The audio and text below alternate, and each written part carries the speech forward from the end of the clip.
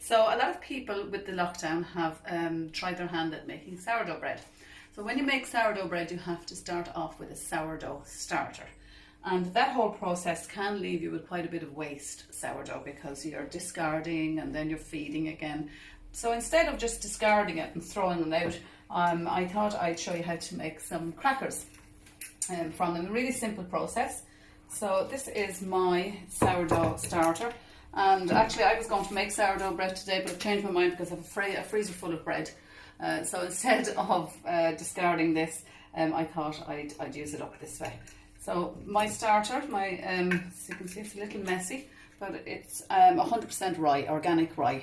This is what I always use, but when I'm making sourdough, I would use half white flour and half wholemeal, and kind of a blend of flours really. So this is really, really simple. So you want to start off by preheating your oven to 160 degrees, and then you want to weigh out 200 grams, roughly 200 grams of the sourdough. So it's going to be a bit tricky. So you can see it's lovely and it's really lively. And you know your starter has worked very well when you get that lovely bubbly and the taste, or it actually tastes like crab apples. So you get that sort of sweet and sour taste. So I'll stir that back up. It'll bring it back down a little bit, and I'll feed that again later on. So I have a little bit too much there, so I'm going to take a little bit out of that. Not that it would make a whole lot of difference, but we'll just keep it at 200 grams. There we go. So that's 200 grams of starter. And the only other really ingredients that you need are a bit of butter or some olive oil. I've used some 28 grams of beautiful Irish butter, melted and cooled down. You want to just add that to that. Make sure it's cool. You don't want to kill off the sourdough just yet. Starter just yet. And after that, it really is a matter of taste. So this particular sourdough starter will give you a gorgeous, really cheesy, sort of umami type flavour, and it really is lovely, and you really will think that there's cheese in it. And the is just beautiful. So you need to get the butter really amalgamated very well.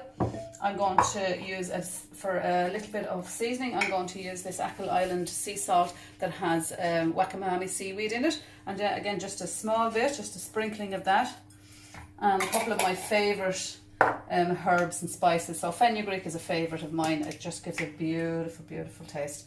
So a little bit of that, sort of a teaspoon of each, and a few fennel seeds.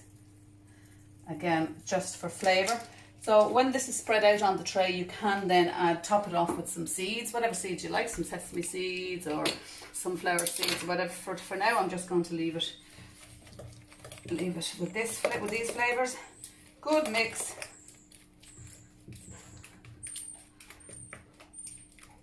That's it. And then we're just going to empty it out onto the tray.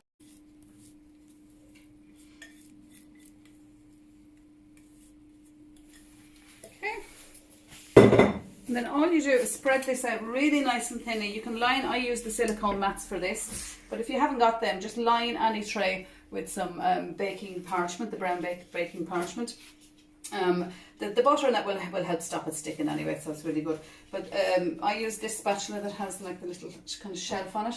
It's just easier to get at it and give it a spread, but any spatula will do. So the trick is to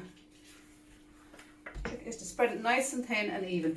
And you don't have to be too sort of precious about it. Just get it as thin as you can.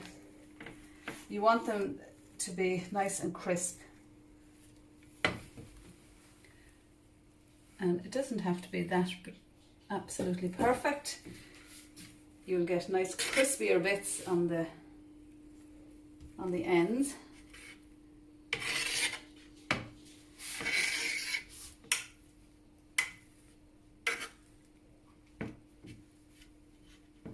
You just don't want it too thick, because it won't cook like a cracker if you have it too thick. Nice and thin.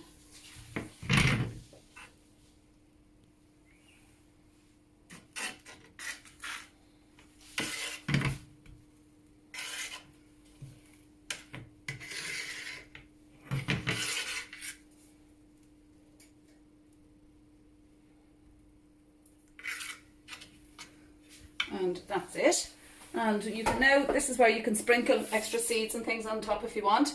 For this one I'm just going to leave it. That pops in the oven, and after 10 minutes we're going to take that out and we're going to mark it with the pizza cutter or just a sharp knife, and we're just going to mark it like that into the sizes that we want. That'll help to be able to break them up into crackers when we when it's cooked. So I'll come back to you when they're cooked.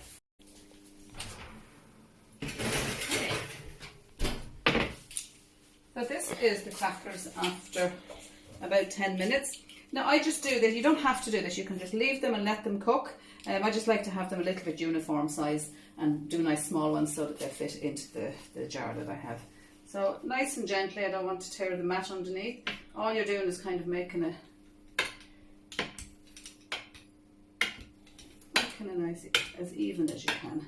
It'll be a bit more even than what I'm doing.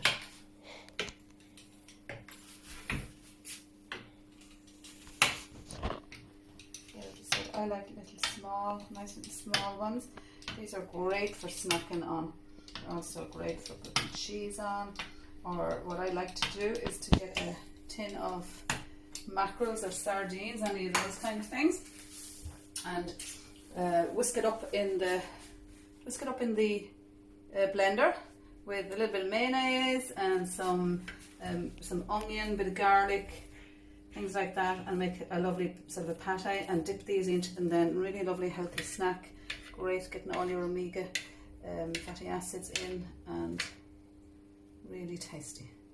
And that's it. They'll go back into the oven now for a further sort of 45 minutes, 40 to 45 minutes, until they're nice and crisp. You might get a little bit of extra crisp around here, and that's fine.